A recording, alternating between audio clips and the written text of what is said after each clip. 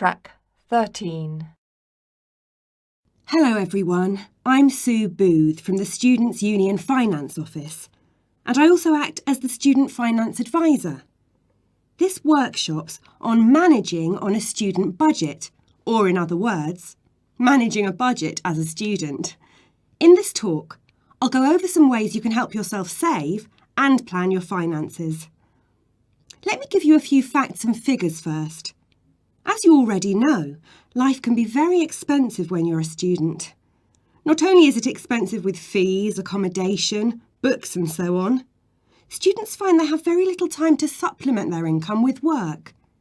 The average living costs for home students are £8,400 in London and £7,317 outside London. This is for home students only. International students have higher fees. Much of this total comes from the cost of accommodation, with students spending around £2,800 in London and £2,000 elsewhere. Due to high costs like this, it means that many students have to work to fund their education.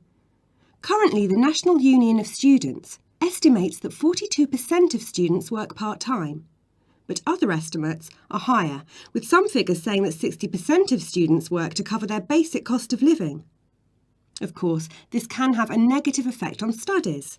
According to the National Union of Students, 38% of students miss lectures because of working part-time, and 21% miss deadlines for giving work into their department.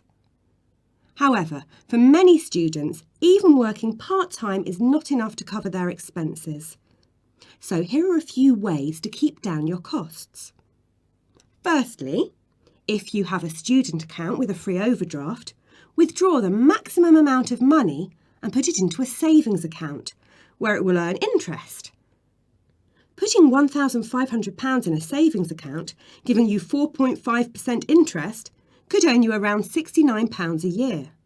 This doesn't sound like much, but according to estimates from the National Union of Students, this is about 7% of students' annual food bills. Cutting down on your household costs can help too. Keep an eye on your fuel bills. By lowering the heating in your house, you could save £30 a year. And by changing your light bulbs for energy-efficient lights, you can save £10 a year on electricity. Check the prices of your energy supplies regularly and change supplier if you find a cheaper one. You could buy a prepay fuel card to pay your bills. These often give you a slight discount on your energy bill. If all this doesn't sound like very much, you could save up to £700 on transport by investing in a bicycle, and you'll get fitter with this too. You can make another major saving by buying your books second-hand. The average cost of books is £367. Check out the departmental notice board for students leaving the department and selling their books.